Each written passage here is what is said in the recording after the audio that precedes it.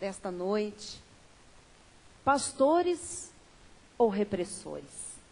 Vamos ouvir a voz de Deus com relação a este tema tão apropriado, tão atual. E vamos ouvir, começando com o que diz o Senhor em Jeremias, capítulo 50, versículo 6. O meu povo tem sido ovelhas perdidas. Seus pastores as fizeram errar e as deixaram desviar para os montes. Do monte passaram ao outeiro, esqueceram-se do seu redil. Esta é a fotografia do que acontece hoje com o povo de Deus. Perdidos. O povo de Deus está aí como ovelhas perdidas, não por culpa delas, mas por culpa de pastores. E estes pastores terão de Deus a recompensa. Vamos ouvir a voz de Deus, antes vamos orar ao Senhor. Feche seus olhos. Senhor Jesus Cristo, Deus Todo-Poderoso, Rei Eterno, nós nos submetemos à autoridade da Tua Palavra e a partir de agora, Senhor, ouviremos a Tua voz, o Espírito que fala com clareza neste ministério, através da sã doutrina. Revela-te à Tua igreja, Pai, e que aqui, Senhor, as ovelhas que têm sido trazidas por Ti, congregadas neste lugar, sejam sempre, Jesus, aquelas ovelhas unidas no redil, jamais espalhadas, jamais machucadas, ofendidas, mal ensinadas, mal educadas, para que estas ovelhas, Senhor, desfrutem da plenitude do Cristo ressuscitado, da graça sobre graça, daquele segundo benefício que Tu trouxeste. Nós nos abrimos nesta hora, Jesus, e levamos cativos todos os nossos pensamentos à obediência de Cristo. E dizemos todos a uma só voz: se está na Bíblia, nós cremos e recebemos com ações de graças em nome de Jesus. Amém. E toda a igreja diga amém.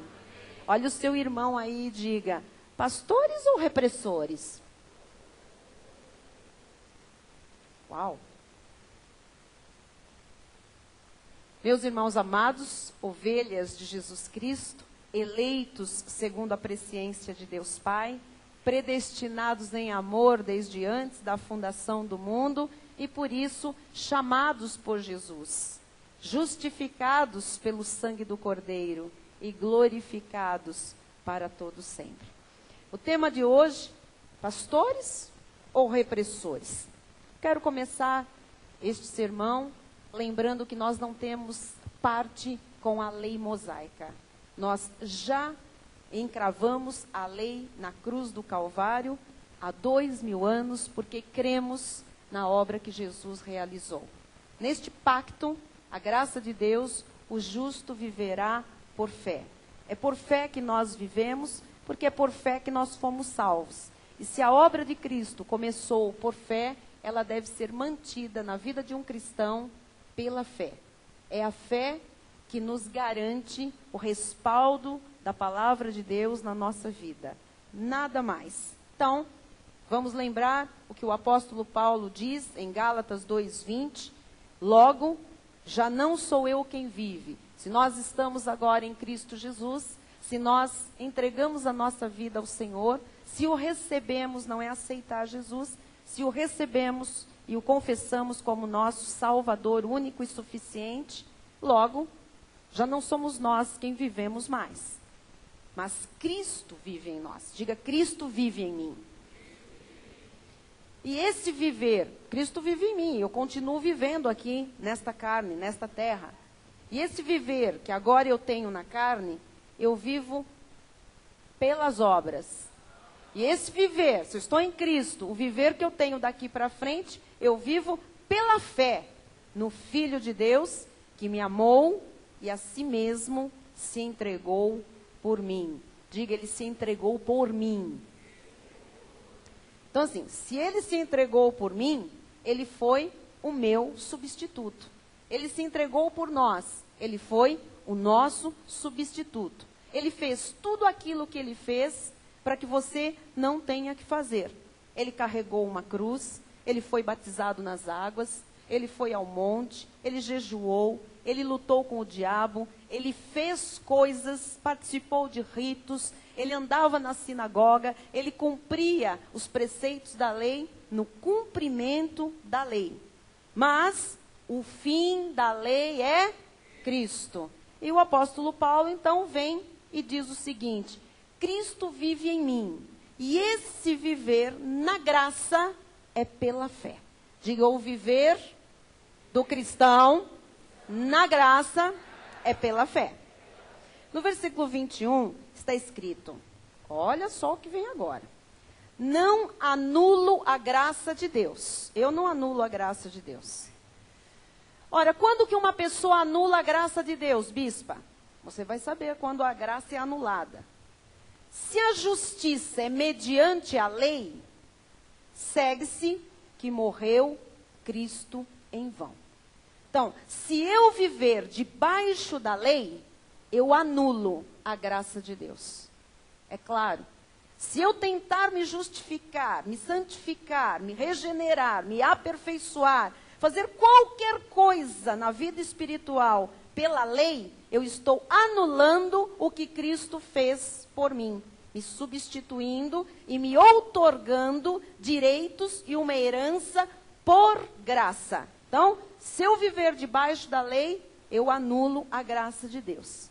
Portanto, a verdadeira pregação do Evangelho tem que levar o cristão, em primeiro lugar, a romper com as obras e com os sacrifícios. Em segundo lugar, a mensagem verdadeira do cristianismo leva o cristão a viver somente pela fé. Repare que você não faz mais nada do que você fazia na lei. É ou não é verdade? Nada. Por quê? Quando a mensagem verdadeira da graça chegou à sua vida, a primeira coisa que você fez foi o quê? Colocar de lado, de parte, os princípios elementares da doutrina de Cristo. A doutrina do Cristo carne não serve para nós. Foi colocada de lado. Agora, para milhares e milhares de pessoas aí fora, cristãs, Cristo morreu em vão. Estão falando isso ou fazendo isto pelas suas atitudes, mostrando isso, porque continuam vivendo debaixo dos sacrifícios, do judaísmo, das obras. Em Romanos 11:6, Paulo diz, e se é pela graça, é por graça ou não? É, totalmente. Se é pela graça, leia com a sua bispa para não dizer que eu estou inventando coisas. Já não é pelas... Do contrário, a graça já não é graça. Então, amados, ou é graça, ou é obra. Não tem graça e obra ao mesmo tempo. Ou é graça, ou é obra. Se é pela graça, não é por obras. Não acredite em conversa fiada dos outros. Não, tem que fazer isso. Não, tem que dar uma ajuda para Deus. Tem que fazer a sua parte. Não existe isso na Bíblia Sagrada. Jesus não foi para a cruz e fez uma obra parcial. Ele fez uma obra completa. Ele na cruz disse, está consumado. Toda a obra foi consumada. Eu não tenho que consumar uma parte.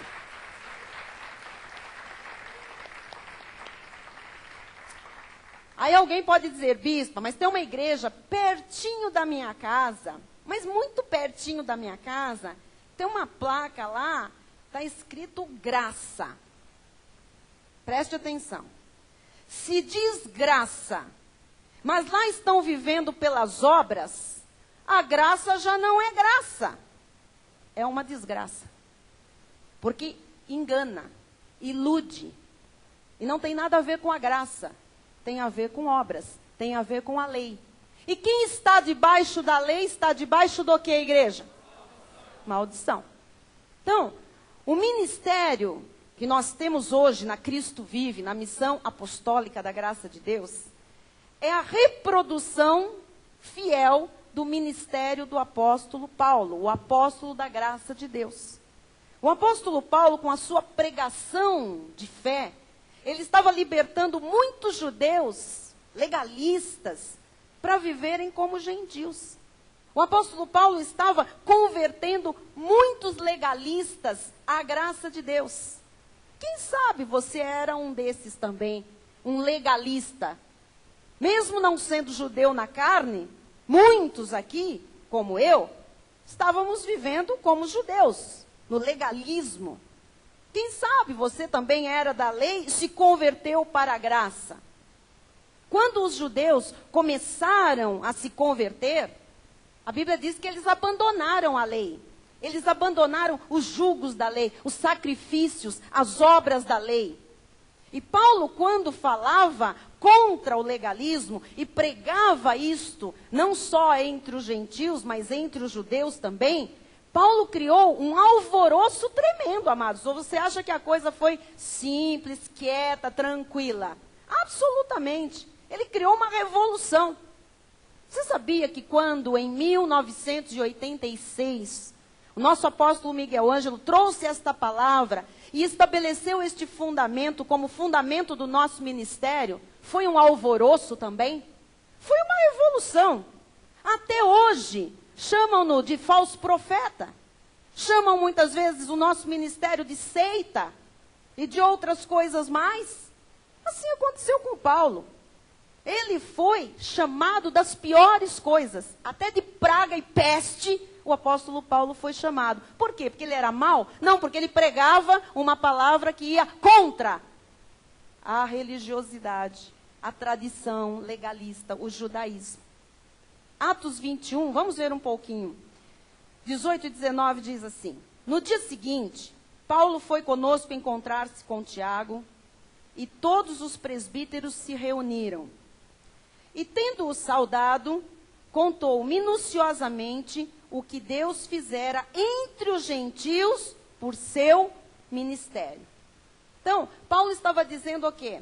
Olha, eu vim aqui, voltei a Jerusalém, chamei Tiago, que era dos principais legalistas, né? Chamei os presbíteros, reuni todo mundo para contar o que Deus está fazendo através do meu ministério. Qual era o ministério de Paulo? Pregar o quê? A graça. Pregar contra o judaísmo.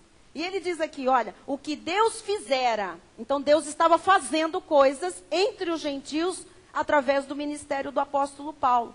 Isso significa que Deus respaldava tudo o que Paulo ensinava. E ele foi lá contar o que Deus havia feito através do seu ministério.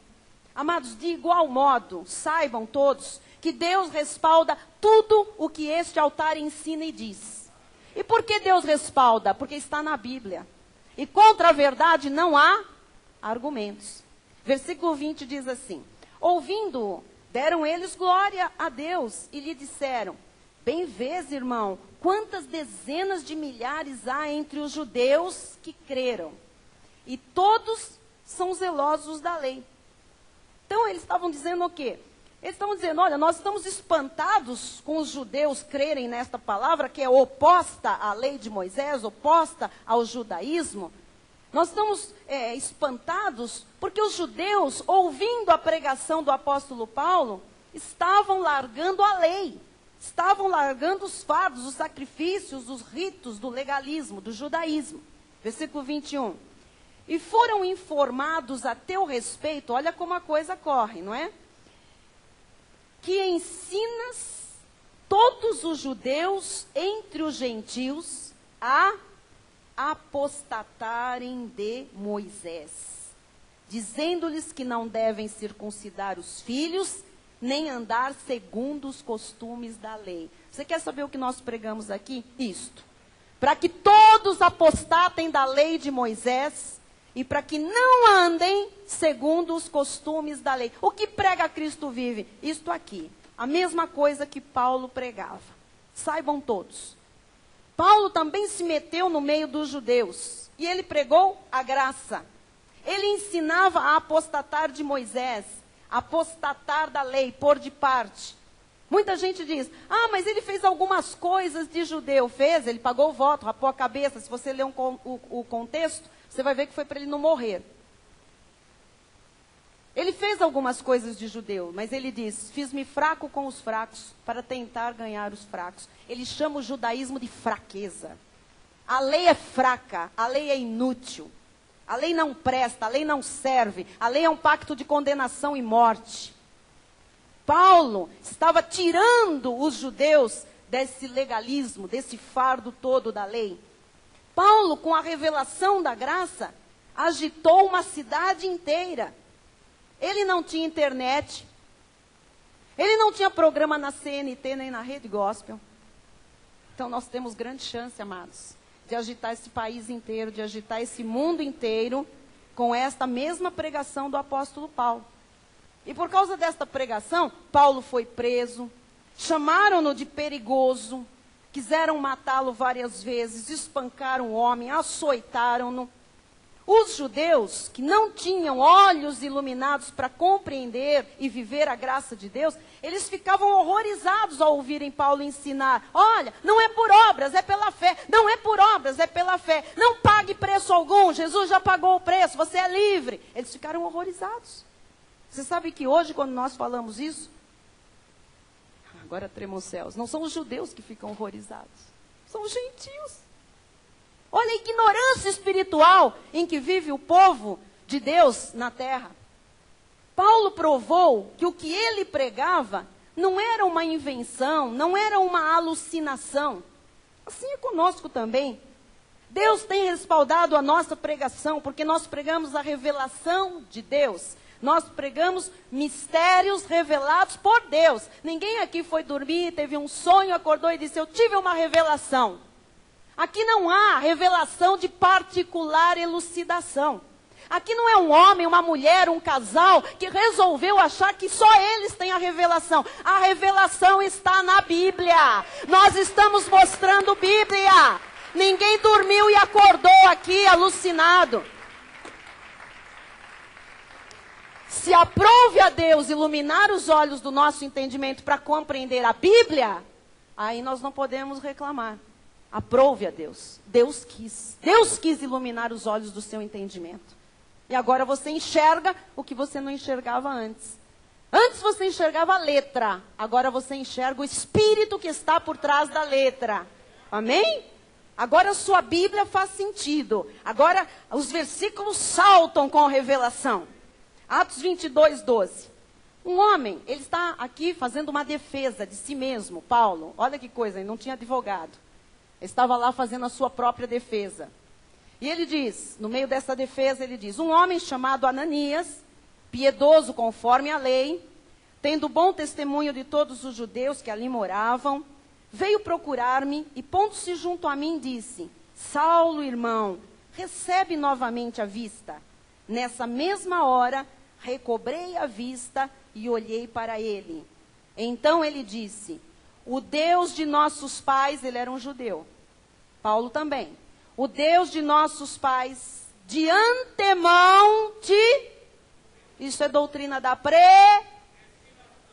de antemão te escolheu para conheceres a sua vontade, veres o justo e ouvires uma voz da sua própria boca. Quando Deus chamou Paulo, igreja, ele disse que ele pregaria, mas que ele pregaria aquilo que ele iria ouvir da boca do próprio justo. Que justo? O Cristo ressuscitado, porque Paulo não conheceu o Cristo nos dias da sua carne. O que nós pregamos e ensinamos é de Deus. É a mesma coisa que Deus falou a Paulo. O que Deus, o justo, revelou a Paulo é exatamente a mesma coisa que nós pregamos em nosso ministério. Versículo 15. Porque terás de ser sua testemunha diante de todos os homens das coisas que tens visto e ouvido. Então, Paulo, tudo que ele ouviu e tudo que ele viu de Deus, ele tinha que pregar. Nós estamos pregando o que Paulo viu e ouviu de Deus. Nós temos que pregar isso porque somos a igreja cristã na face da terra. Versículo 19. Eu disse, Senhor, eles bem sabem que eu encerrava em prisão e nas sinagogas açoitava os que criam, os que viviam pela fé. Açoitava os que criam em ti. Então, Paulo na lei era um repressor. Desculpe, mas eu vou ter que falar. A lei vive na base da repressão.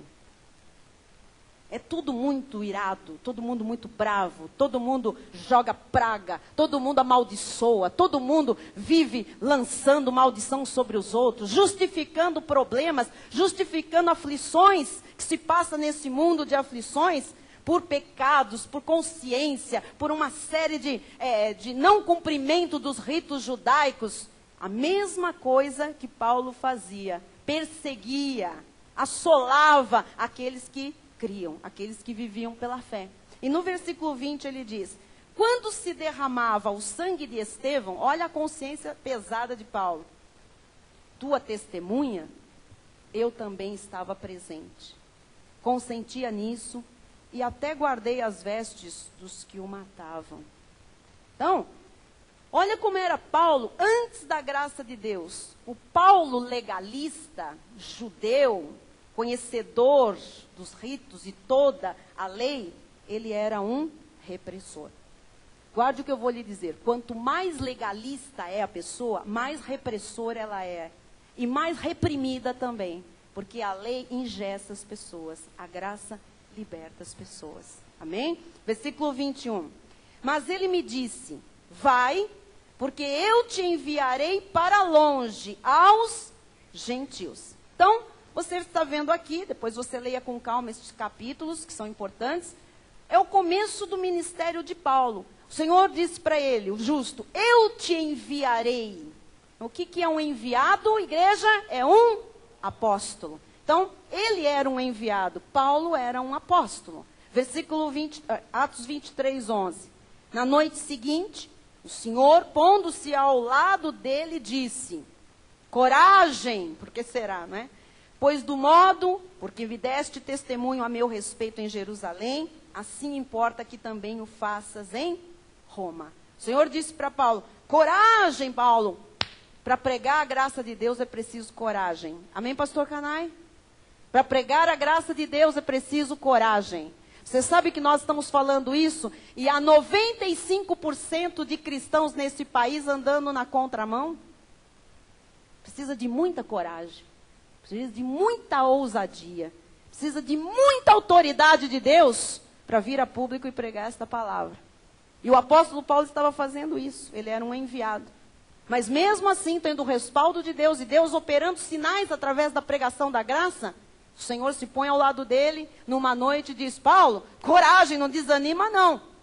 Por quê? Porque você vai falar desse mesmo jeito que você tem falado. Porque esta palavra, este evangelho liberta as pessoas. Este evangelho tira a venda dos olhos, tira as pessoas da escravidão da lei. Diga glória a Deus. Atos 24, 5 diz, porque tendo nós verificado que este homem é uma peste, eram os judeus falando isso. Este homem é uma peste e promove sedições entre os judeus esparsos por todo o mundo. Olha o estrago, no bom sentido, que Paulo estava fazendo, não é? Sendo também o principal agitador da seita dos nazarenos. Querido, nós somos agitadores, eu descobri da seita dos nazarenos.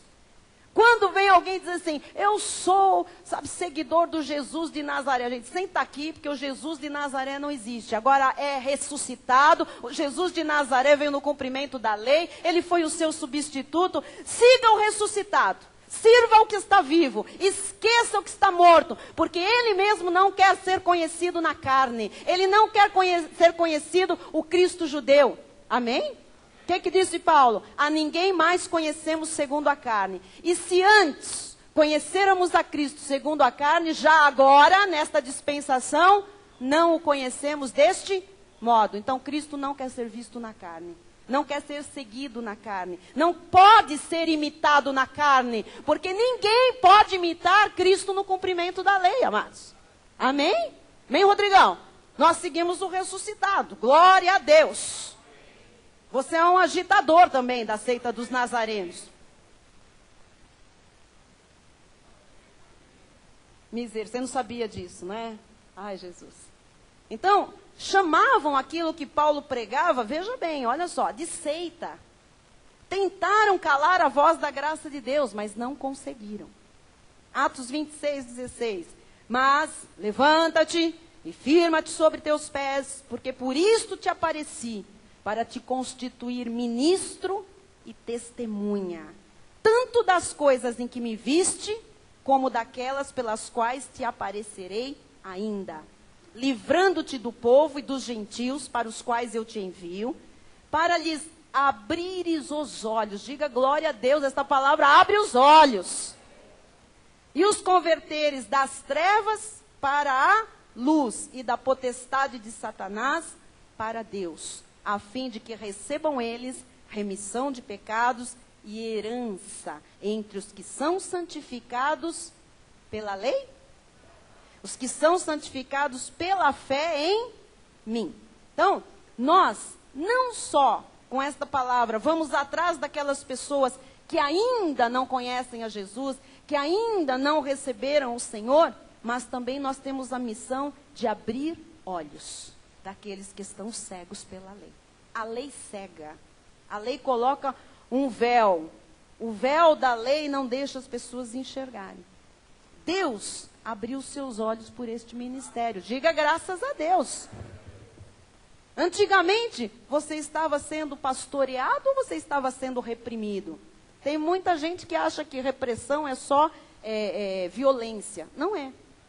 Se você estava recebendo lei e judaísmo, você estava sendo reprimido. Porque a lei é repressão total. Não pode, cuidado, ao diabo, ao inferno, no nome do livro da vida. Olha, busca, vai, olha um monte, luta com o capeta, faz batalha, faz quebra de maldição, faz regressão, faz não sei o quê. Isso é repressão. Isso é maldição. A lei é maldição. Amém? Versículo 19. Pelo que, ó rei Agripa, não fui desobediente à visão celestial. Saibam que este ministério tem esta mesma visão celestial do apóstolo Paulo. E nós não permitimos, nem nunca permitiremos que ninguém venha aqui a esta igreja com outra visão. A visão aqui é celestial. Amém? Não é visão do homem, não é obra humana, não é obra carnal. Para fazer obra humana tem maneiras, tem jeitinhos, tem carisma de pregador. Aqui a obra é celestial. A visão celestial. Aqui é de Deus. Aqui não é, amados, a visão deste ou daquele. E o planeta Terra vai se encher desta palavra. Quando, bispa? Deus o sabe, mas não tem volta, amado. Há uma reforma acontecendo no mundo. E graças a Deus que Deus incluiu este ministério nesta reforma. Isaías 11:9 diz: não se fará mal nem dano algum em todo o meu santo monte, porque a terra se encherá do conhecimento do Senhor. Só a graça leva conhecimento verdadeiro do Senhor. Como as águas cobrem o mar. Então, não se assuste, eu tenho que falar isso para a igreja, não se assuste se os ignorantes falarem mal desta doutrina. Amém, Joara? Não se assuste se os ignorantes falarem mal da Cristo vive. Não se assuste, está previsto. 2 de Pedro 3,15 diz assim: e tende por salvação a longanimidade de nosso Senhor, como igualmente... Olha agora o apóstolo Pedro, aquele homem tão cheio de altos e baixos. Você acha que a igreja poderia seguir a Pedro? Absolutamente. Mas Pedro, depois que teve a revelação da graça, por andar com Paulo e ouvir de Paulo a graça de Deus, só aí Deus lhe permite escrever 2 epístolas. E ele escreve no final da sua 2ª epístola o seguinte: tende por salvação e longanimidade de nosso Senhor, como igualmente o nosso amado irmão Paulo vos escreveu, segundo a sabedoria que lhe foi dada. Nós cremos na sabedoria de Deus. O que Deus deu a Paulo foi sabedoria. Amém? 16. Ao falar acerca destes assuntos, como de fato costuma fazer em todas as suas epístolas, de Romanos a Hebreus. Leia, é o filtro de toda a Bíblia, não é? Nas quais, nas epístolas de Paulo, há certas coisas difíceis de entender, que os ignorantes e instáveis deturpam, como também deturpam as demais escrituras, para a própria destruição deles. Vós, pois, amados, prevenidos como estáis de antemão, acautelai-vos. Não suceda que, arrastados pelo erro desses insubordinados, descaiais da vossa própria firmeza. Quem gerou essa firmeza na vida das pessoas? Paulo. E Paulo gerou firmeza na vida das pessoas pregando qual palavra? A palavra da graça de Deus. O único evangelho que edifica e dá herança. Porque na lei não há firmeza. Na lei não há paz. Na lei há repressão. As pessoas andam de Bíblia, fazem todas as coisas da lei, mas elas não têm certeza de nada. Elas não têm sossego. Elas não têm paz, porque a lei não dá sossego para ninguém. A lei não dá paz. A lei não dá refrigério. A lei não dá convicções. Se fala de fé, mas ninguém tem convicção de nada. Ninguém sabe quando começou a existir, de onde veio, o que está fazendo aqui, para onde vai. Não se conhece desígnios de Deus. Não se sabe acerca dos pactos. Não se sabe sobre as alianças. Não se sabe sobre a salvação eterna. Não se sabe sobre como Deus age quando um crente vive na prática de pecado, que ele disciplina, corrige e açoita. Não se sabe a respeito do selo do Espírito Santo. Não se sabe de preexistência. Não se sabe de predestinação desde antes da fundação do mundo. Não se sabe do lavar regenerador do Espírito Santo. Não se sabe nada. Não se sabe quando Jesus volta. Não se tem certeza se vão com ele ou se vão ficar. Não tem certeza se vão estar aqui marcando-se pelo 666. Pela batalha do Armagedon. Se vão, se ficam, se vamos estar, se não vamos. A lei não sabe nada. É um monte de conjecturas. Tanto que há tanta distinção de doutrina de uma igreja para outra. Só a graça produz a verdadeira doutrina do coração de Deus, amado. As certezas, as convicções. Aí você vê as pessoas, não, tem os amilenistas, tem os pós-milenistas, tem os pré-milenistas. Você é o quê? A pessoa diz, eu sou a milanesa, eu não sei de nada disso que vocês estão falando. Eu não entendo coisa nenhuma disso. Jesus vem antes, a tribulação é depois, a tribulação é antes. Que tribulação? Ah, mas tem a grande tribulação. Puxa, uma tribulação já é difícil, tem uma grande ainda. E vem a besta. E a besta vira dragão. Meu Deus, mas isso é conto de fada, o que é isso? E os crentes andam assim, amados. As tontas, ninguém sabe nada, que figuras são essas? E esse demônio que está em toda parte dentro da igreja evangélica. E os shows de expulsão e de exorcismo que estão por aí. E o que se faz com as ovelhas de Jesus Cristo, colocando medo do inferno? Medo dos 7 catacumbas, medo não sei do que, da pomba gira. Ah, se você não pegar a rosa de Saron. E a pessoa leva uma rosinha para casa e diz, oh, esta é a rosa de Saron. Amado, a rosa de Saron dá num deserto. Só dá uma, no meio de um deserto imenso. Por isso Jesus é comparado à rosa de Saron. Aquele que entra no nosso deserto único, exclusivamente, e alegra e muda a nossa vida e dá cor. E as pessoas estão aí olhando para uma florzinha.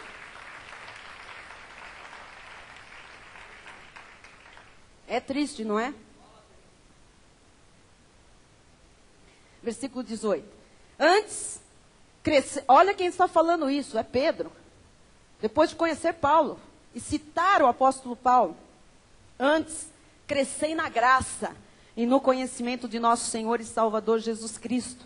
A Ele seja a glória tanto agora como no dia eterno. O importante é você estar firme nesta verdade. Não se preocupe com quem não crê. Não se preocupe, amado. Repreenda as mentiras. Não aceite nada que não seja a graça de Deus. Seja obediente à visão celestial. Porque hoje se levanta uma igreja por aí. Você está na visão? Eu não. Visão de quem? Ah, você está na visão? Eu faço parte da visão. Que visão? Visão de um homem? Visão de um grupo? Não. Nós fazemos parte da visão celestial que Deus já nos deu. Se for a visão celestial dada a Paulo, é a que nós estamos, amém. Outra visão não me interessa. Porque os homens estão cheios de visões da carne ou do capeta.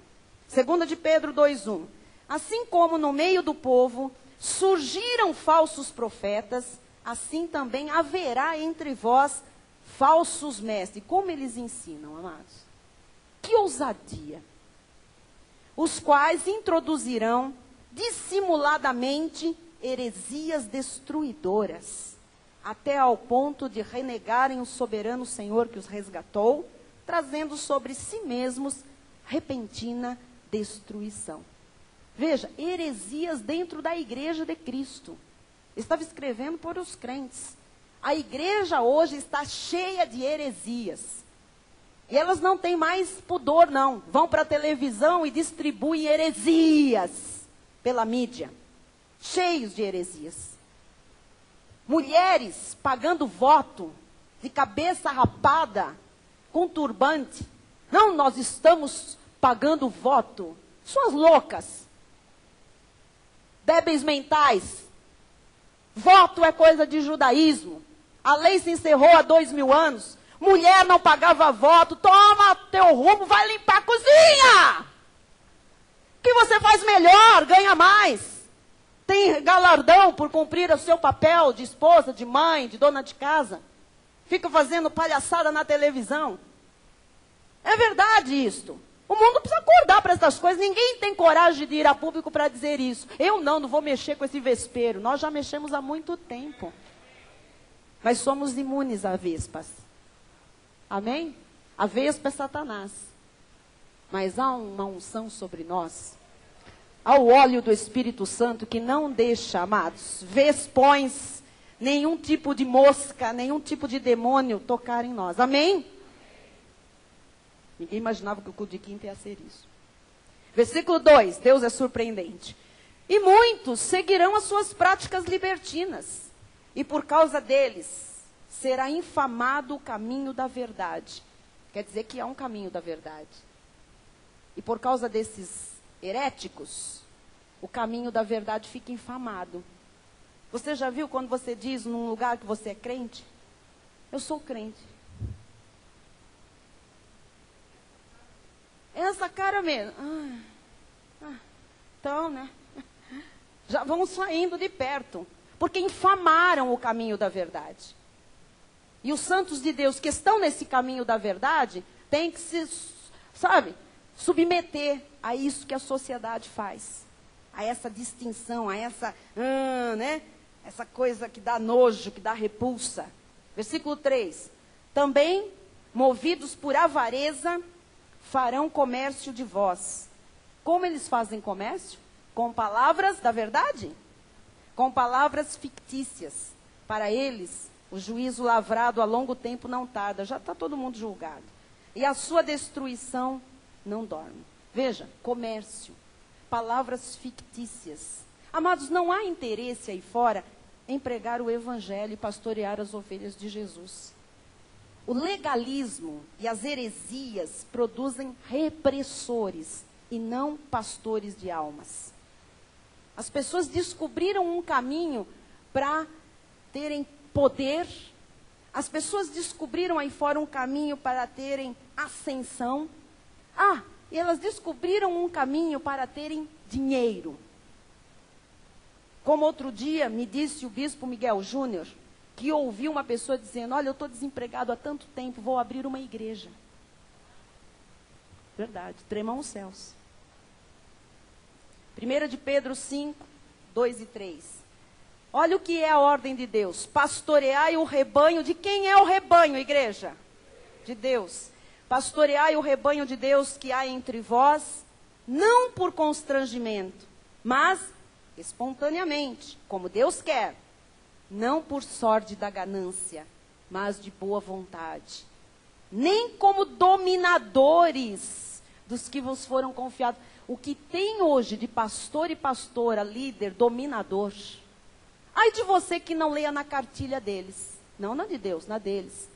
Eles dominam, eles te massacram, já fazem cara feia, já não gostam, sabe? Já mostram que você está fora, que a bênção de Deus não está na sua vida. Você sabe que tem uma seita aí, uma coisa esquisita no nosso país, que as pessoas se acham donas das outras. Vão na casa das pessoas, dos seus grupos familiares, sei lá que nome que tem isso hoje, e as pessoas vão investigar a vida do casal. Uma líder dessa coisa veio para cá e me contou em gabinete pastoral. Bispa, eu era obrigada a ir na casa dos meus liderados E eu tinha que vistoriar as camisas do marido das pessoas. Para quê? Para ver se faltava botão, para ver se o almoço estava saindo na hora. Pastores ou repressores, meu diácono? Repressores. Que maldição é esta? O que está escrito aqui? Nem como dominadores dos que vos foram confiados. As pessoas estão dominando as outras. Estão obrigando a fazer coisas, a se submeter aos seus próprios caprichos. Antes, tornando-vos o quê? O que que Jesus quer que você se torne? Que um líder se torne modelo do... Diga modelo. Modelo do rebanho. Modelo do rebanho. Como é que está a situação aí fora? O que é que você vê? Ganância, comércio, dominadores, repressores, líderes aterrorizando a vida das pessoas, apontando, condenando, sabe? Humilhando as pessoas. Muitos estão nos altares como se fosse um palco de teatro. Muita gente sobe no altar e pensa que é palco. Representam, e depois que eles representam a sua farsa, eles vão para uma churrascaria rir do povo de Deus. No Rio de Janeiro pegaram vários líderes, fizeram um grande culto, a igreja lotada, e aí as pessoas lá, né, tomando água do rio não sei das quantas, recebendo uma fita não sei do quê, com a unção da galinha, e todo mundo... E depois que acabou tudo aquilo, os líderes foram encontrados bebendo muito numa churrascaria e rindo da cara do povo de Deus, fazendo piada. Dizendo, eles acreditaram no pente da salvação. Eles acreditaram sim na água da gruta. Outros enxergam o ministério como uma excelente forma de enriquecer. Muitos truques são feitos. Deixam de ser pastores para serem assalariados, garantindo o seu. Já contei aqui, fomos procurados há alguns anos por homens inescrupulosos de uma outra denominação, tinham sido banidos de lá, sentaram-se no nosso meio, assistiram um culto, dois, depois, nós somos cortados pela graça, temos aqui vários estudos do apóstolo Miguel Ângelo, um monte de xerox, um monte de coisa, e estamos na graça. E nós, que bom, então aprenda o resto, porque isso aqui não dá para nada, ainda mais de onde vocês vieram, tem que tirar todo o ranço, aprender. No terceiro culto, eles foram atrás do bispo Rai, que era pastor na época, procuraram na nossa lanchonete, na antiga igreja, disseram, nós queremos saber como é que fica a nossa situação aqui. E o bispo, esse poço de candura, de inocência e pureza, porque essa é uma pureza, amado. De situação aqui, fica igual a nossa, boa, senta, amado. Respire, é a graça do Senhor. Não, a nossa situação. O bispo diz, situação? Do que os irmãos estão dizendo? Nós somos pastores profissionais. Nós queremos saber quando é que nós assumimos o altar para sermos inseridos nos recursos financeiros, nos salários da igreja. Aí o poço de candura, amados. Pois para correr em menos de 1 minuto. Olha, sem nos conhecer, nada. Pessoas, olha a altivez, a soberba, né? Como as pessoas, muita gente. Então, amado, fique alerta. Cuidado, não se deixe envolver por nada fora da genuína graça de Deus. Amém? Aí fora, você sabe que acontece uma coisa? Enquanto o pastor gera volume financeiro, ele serve ao ministério. Mas quando cai o rendimento, ele é substituído. Lá vem outro que consegue arrecadar mais do que ele. E eles são promovidos a pastores de graus e a bispos e outras coisas, pelo volume de dinheiro que eles conseguem arrecadar por cada culto. Muitos líderes só olham para as vantagens econômicas. É por isso, amados, que grandes ministérios, muitos que estão até na mídia, estão corrompidos. Muitos estão corrompidos. Nós aqui temos uma visão celestial. Diga, visão celestial. Por que eu estou dizendo isso? Eu quero que você esteja seguro nesta igreja. Amém? Que você descanse nos braços do Pai. Para muitos pastores, pastorear já não é mais o foco. Tito 1, 7 a 9, para você ter base bíblica, para refletir, para comparar. Amém? porque é indispensável que o bispo seja irrepreensível como despenseiro de Deus. Não arrogante, não irascível, não dado ao vinho, nem violento, nem cobiçoso de torpe ganância, antes hospitaleiro, amigo do bem, sóbrio, justo, piedoso, que tenha domínio de si, apegado à palavra fiel, que é segundo a doutrina, de modo que tenha poder tanto para exortar pelo reto ensino, como para convencer os que o contradizem. Este altar, eu digo com temor e tremor, tem todas estas características e credenciais. Descanse em Deus. Muitos, amados, podem até falar da nossa doutrina. Sabe, é aceitável, porque 95% dos crentes, dos ministérios, vivem na lei. Os olhos ainda não foram iluminados. Então, a doutrina da graça é a que é a saudável. Então, se as pessoas estão aí sem ainda entenderem, a gente até compreende que falem da doutrina. Mas deste altar e dos seus bispos ninguém pode falar.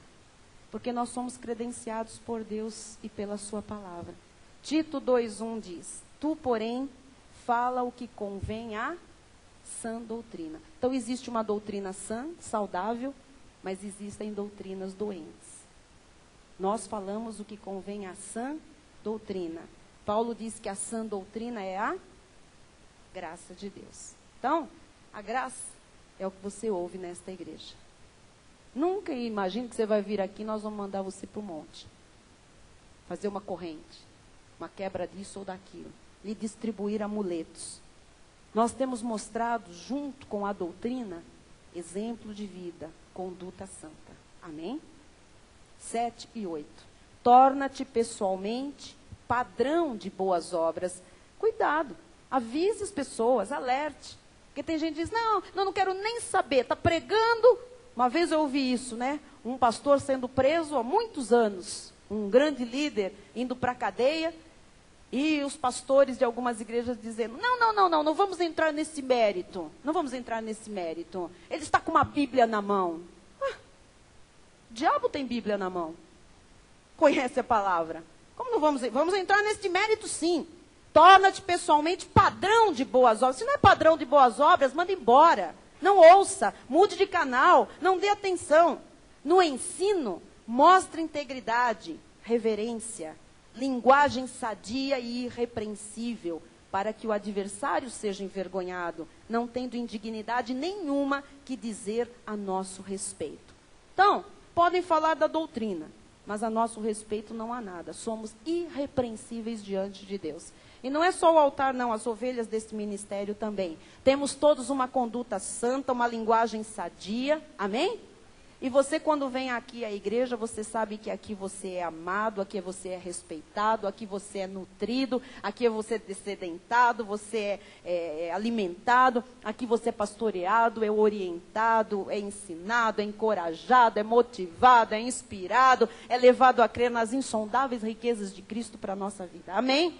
Então, saiba que você está num ministério com dignidade, com verdade, com revelação, com a graça. Nós seguimos a ordem de 1 de Pedro 5:2. Pastoreai o rebanho de Deus que há entre vós. Amém? Estamos aqui fazendo o quê? Pastoreando o rebanho de Deus. Não vamos falar como disse um homem uma vez que passou aqui, pegou um monte de livro do apóstolo, CDs, ficou aqui, espreitou um monte de coisa e disse, vou abrir uma igreja no interior. Nós dissemos, bom, mas tem que estar debaixo de um ministério, né, de um apostolado, tem que ter credenciais. Não, vou por minha própria conta. Ninguém que foi pela sua própria conta teve nenhuma vitória na Bíblia Sagrada. Tem que ser enviado. Aí ele disse, não, eu tenho muito dinheiro, eu vou pôr um programa na rádio nesta cidade. E nós dissemos, bom, mas pastorear não é só isso. Não, pastorear eu não quero. Eu só quero ler esses livros aí e tal, ficar famoso na cidade. E nós dissemos, bom, mas o irmão disse que ia ser pastor. Não, eu vou pôr uma pessoa para pastorear, porque eu tenho nojo de ovelha. Eu não gosto de dar mão para as pessoas, eu sou nojento. Não gosto de ninguém me pegando. Mas eu vou ser o pastor titular. Amado, não entendeu nada. Aliás, não só não entendeu, como não era convertido. Isso para não dizer se não era outra semente. Mas este é um outro ponto. Eu encerro com João 21, 15, que diz: depois de terem comido, perguntou Jesus a Simão Pedro: Simão, filho de João, amas-me mais do que estes outros? Ele respondeu: sim, Senhor, tu sabes que te amo. Ele lhe disse: apacenta os meus cordeiros. Tornou a perguntar-lhe pela segunda vez: Simão, filho de João, tu me amas? Ele lhe respondeu: sim, Senhor, tu sabes que te amo. Disse-lhe Jesus: pastoreia as minhas ovelhas. Nós também recebemos esta missão de Deus. Por quê? Cordeiros, ovelhas, o que há de mais importante para Jesus são suas ovelhas. Você é importante para Deus. Deus ama você mais do que qualquer outra coisa, amém? E pastorear exige um serviço dedicado. O que nós fazemos aqui? Em primeiro lugar, nós ensinamos. Segundo lugar, nós consolamos as ovelhas. Terceiro lugar, protegemos, porque esta palavra protege. Quarto lugar, transmitimos o amor de Jesus Cristo. Amém? Neste ministério apostólico da graça de Deus, porque apostólico tem um monte de gente pondo na placa. Neste ministério apostólico da graça de Deus, todas as ferramentas lhe são oferecidas para você ser um vitorioso e reinar em vida através de Jesus Cristo. Você não precisa ver nada, você não precisa tocar em nada, você precisa usar a fé que já está no seu espírito. Porque neste pacto o justo viverá por fé. O justo viverá por fé. E saiba que toda ovelha que é bem pastoreada, que é bem conduzida, ela vive em triunfo. Ela sai de todas as situações sempre mais do que vencedora. Então receba a vitória hoje na sua vida, receba a cura manifestada na sua vida, receba a prosperidade de Deus na área material, na área financeira, receba o seu casamento em perfeição, receba a harmonia com seus filhos, receba a sua vida profissional bem alicerçada, bem estruturada, bem próspera, receba a provisão de Deus em todas as áreas. É por isso que você é feliz, amado. Receba a felicidade de Deus, amém? Jeremias 23, 1-4, eu termino com a profecia. Ai dos pastores que destroem e dispersam as ovelhas do meu pasto, diz o Senhor. Portanto, assim diz o Senhor, o Deus de Israel, contra os pastores que apacentam o meu povo. Vós dispersastes as minhas ovelhas e as afugentastes, e delas não cuidastes. Mas eu cuidarei em vos castigar a maldade das vossas ações, diz o Senhor. Eu mesmo recolherei o restante das minhas ovelhas de todas as terras para onde as tiver afugentado, e as farei voltar aos seus apriscos. Serão fecundas e se multiplicarão. Levantarei sobre elas pastores que as apacentem, e elas jamais temerão, nem se espantarão, nenhuma delas faltará, diz o Senhor. Você está no ministério com dignidade, com verdade, com revelação, com graça. Saiba que nós não nos impressionamos com quantidade, porque é o Senhor que vai buscando cada uma das suas ovelhas. E a seu tempo, nós vamos ver as ovelhas todas bem cuidadas, bem nutridas, bem apacentadas e vitoriosas, desfrutando da plenitude da graça sobre graça. Você já é feliz, você já foi buscado por Jesus. Assim seja, assim disse o Senhor. Amém.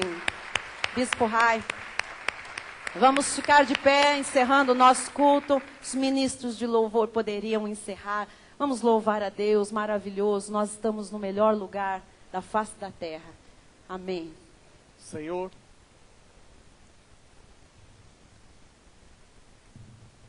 Deus e Pai Todo-Poderoso, graças te damos, ó Deus, por esse dia, por esta noite, ó Pai, por essa palavra, por esse alimento, Jesus, que todos nós recebemos na tua casa, ó Pai. E obrigado porque nesse lugar, Jesus, nesse lugar que tu levantaste, as tuas ovelhas têm consolo, têm paz, têm amor, Jesus, e têm acima de tudo comida boa, a graça de Deus maravilhosa e bendita. Responsável, Jesus, por vidas que têm sido edificadas nos fundamentos firmes da graça de Deus. Por isso, Pai, nós recebemos em nosso coração, com ações de graças, a tua palavra que foi jorrada nesta noite nesse altar. Senhor, essa palavra que não voltará para ti vazia, antes de cumprir os desígnios e os propósitos para os quais tu mesmo a designaste desde antes da fundação. Em nome de Jesus. Estamos felizes, a Deus, porque nesse lugar nós temos paz. Graças a Deus. Graças a Deus. Manifestação da tua graça. Glória a Deus. Genuína. Obrigada, essa Jesus. Palavra bendita, Pai, sim, que Senhor. tem transformado as nossas vidas. Aleluia, Pai. Nós Obrigada, saímos Jesus. desse santuário nesta noite, ó Pai, em perfeita paz. Amém, em perfeita Senhor. harmonia. Sim, Jesus. Sabendo, ó Pai, que nesse lugar, nesse porto seguro, aleluia, nós temos Senhor. Amor. Nós amém, temos, Senhor. Jesus, a tua graça, amém, Jesus. consoladora. Glória a Deus. Para a vida de todos nós. Amém, por isso Senhor. nós declaramos que o amor de Deus, que excede todo o entendimento, guardará os corações e as mentes daqueles que estão em Cristo Jesus. E as ovelhas do Pai digam aleluia. Aleluia. Glória a Deus. Amém. Obrigada, Senhor. Glória a Deus. Amém. Vamos louvar a Deus.